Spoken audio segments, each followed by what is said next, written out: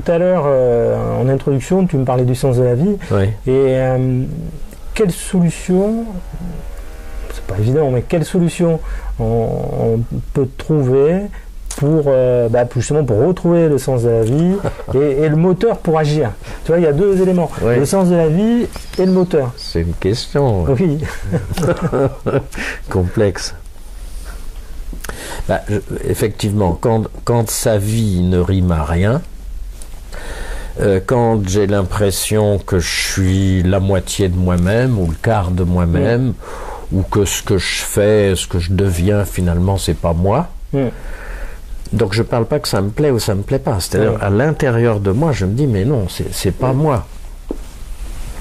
Effectivement, à ce moment-là, il y a des questions existentielles qui sont prioritaires à examiner. Alors, nous, on va par exemple s'intéresser qu'est-ce que j'ai pris à l'intérieur de moi, qu'est-ce que j'ai gobé, c'est-à-dire qu'est-ce qui m'anime que finalement je n'ai pas choisi et que je n'ai pas digéré. C'est-à-dire que je l'ai mis dedans, ça agit à l'intérieur de moi, j'ai cru quelque chose sans vraiment le discuter. Donc pour nous, en tous les cas, le premier stade, c'est de regarder comment je vis, avec quoi je me suis empoisonné, alors que je croyais que c'était bon, puis finalement c'est un toxique. Donc c'est ce premier examen-là pour regarder un petit peu l'histoire, qu'est-ce qui m'amène là aujourd'hui. Quelquefois c'est la maladie et le corps qui permet de se reposer la question. Mais il y a un nettoyage à faire, peut-être c'est le but de la thérapie, il y a un nettoyage à faire avant de construire un sens. Et là-dessus, personnellement, je suis assez attentif, parce que je ne sais pas si je peux parler davantage. Oui. Non, parce qu'on peut construire un sens, mais le construire comme un fantasme. Donc c'est pas une construction. C'est-à-dire qu'on se raccroche à quelque chose, mais on n'a pas examiné qui nous sommes, ni ce que j'ai à faire dans cette vie-ci, ici.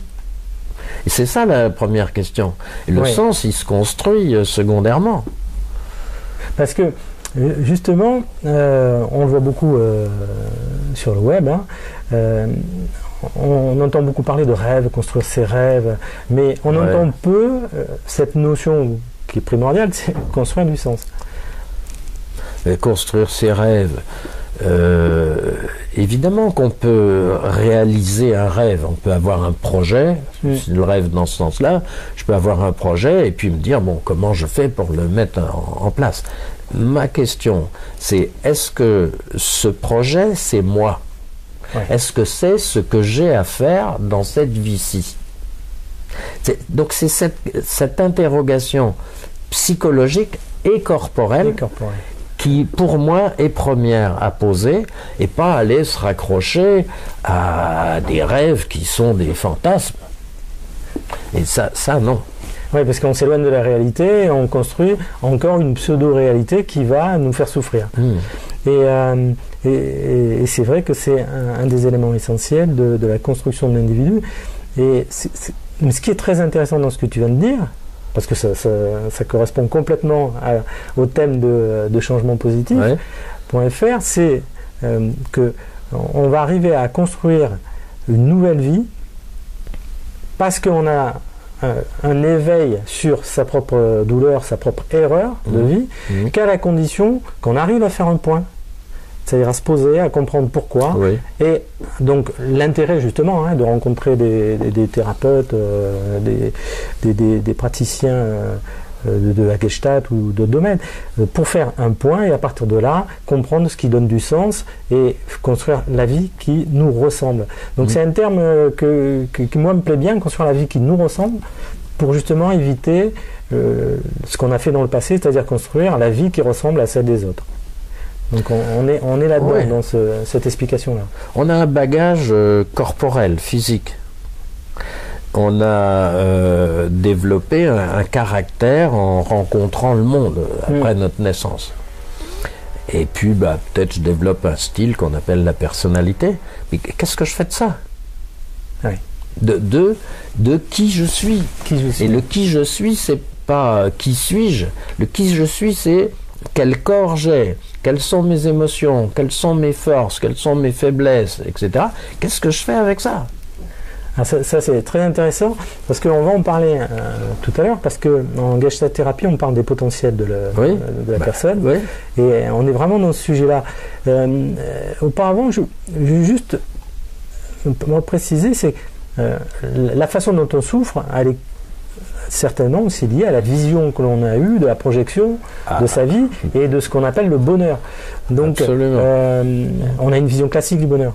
C'est amour, famille, argent, réussite sociale et peut-être même aussi reconnaissance.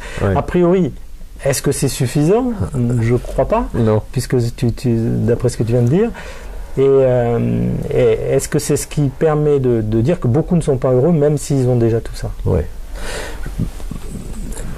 Pour moi, le bonheur, être heureux, c'est pas une question d'avoir. C'est une question d'être. C'est une question de l'être. C'est la question d'être au monde. Et qu'est-ce que j'apporte au monde? C'est ça. Et ce que j'apporte, je ne peux l'apporter qu'avec ce que j'ai. C'est pas en construisant des rêves. Oui, et surtout un schéma social. Voilà. On revient à nos penseurs grecs. Je crois que c'était Socrate qui disait il y a réussir dans la vie, réussir sa vie, en gros, si on schématise. Mais c'est vrai que c'est quand même une philosophie qui est très actuelle dans l'approche du comportement humain et de la souffrance de l'être humain. Quand un enfant naît, il est dans son berceau, tout le monde se penche sur le berceau et chacun lui assigne déjà un rôle. On le voit comme s'il ressemble à un tel, etc. Il aura tel caractère, je vois ça dans ses yeux. Tout ça, ce sont des projections. Sauf que ce climat dans lequel l'enfant va grandir va l'impressionner. Je prends le mot volontairement, c'est-à-dire créer une pression à l'intérieur, dans le corps. J'en reviens à ce que je disais tout à l'heure, de ce qu'on gobe tout rond. Ça va pas être dit, mais il va le prendre à l'intérieur de lui. Et peut-être que cette pression de l'environnement, y compris du monde dans lequel il va évoluer, l'école, la cité, le monde, va faire qu'il va devenir finalement quelqu'un d'autre que ce qu'il est. C'est sans doute ton histoire, ça a été aussi la mienne, et que nous avons à réviser ce qu'on a voulu faire de nous. Cette notion, elle reprend le thème de l'identité. C'est-à-dire, quelle identité avons-nous? Et c'est vrai qu'on s'aperçoit que on a des valeurs acquises, bien sûr, mais on a surtout une identité qui est essentiellement celle qu'on a définie. Quand dans une famille, on va dire, les parents disent « Tiens, mon fils, il est timide », ça le rend timide. Voilà, ça va le rendre timide. Bien sûr. Donc, lui, c'est un hyperactif, c'est pareil. C'est-à-dire qu'on va créer des identités qui ne sont pas celles de la personne. Et donc, elle va se développer avec le poids des identités qu'on lui a attribuées. C'est notre chasse en Gestalt. En Gestalt, c'est ça. Chasse c'est vraiment ça. Qu'on appelle les introjections, c'est quelque chose qu'on a mis à l'intérieur sans savoir que ça rentrait à l'intérieur. En dehors de notre conscience. Et par rapport à cela, je me pose aussi une autre question, c'est comment apprécier ce que l'on a? Parce que tu vois, c'est un peu le revers de la question, c'est-à-dire on est dans une situation où on souffre, on ne sait pas trop ce qu'il y a, mais on sait que c'est le poids de l'identité que l'on nous a donné, mais ce que l'on a, comment se fait-il qu'à un moment donné on ne puisse pas l'apprécier ou plus rien apprécier? Donc comment apprécier ce que l'on a pour savoir si ça correspond bien à notre vraie identité? C'est vaste, je reconnais. Mais, donc l'identité, tu l'utilises, on pourrait donner des définitions peut-être un peu différentes. J'en reviens à cette question de l'être. C'est-à-dire, comment savoir si je suis heureux? C'est est-ce que ma façon d'être au monde c'est-à-dire de recevoir le monde, de donner au monde, me plaît et me procure du plaisir. Donc c'est vraiment pas ça. une question d'avoir. Excuse-moi, je t'écoute.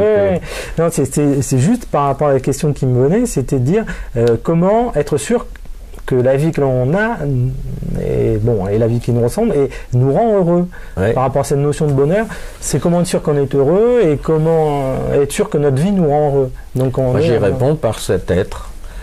Et ce qu'on a, tu évoquais des critères de réussite de notre époque, la voiture, le bureau, etc. La femme, la belle maison, les beaux enfants. En fait, ce qu'on a peut nous peser très très lourd par rapport à qui nous sommes. À qui nous sommes. Donc, plus le décalage est important, et plus la souffrance va se manifester à un moment donné. Elle se manifestera d'abord peut-être physiquement. On voit bien, quand on fait le tour, les ulcères, les autres maux d'estomac. On parle beaucoup des burn-out. Les burn-out, maintenant.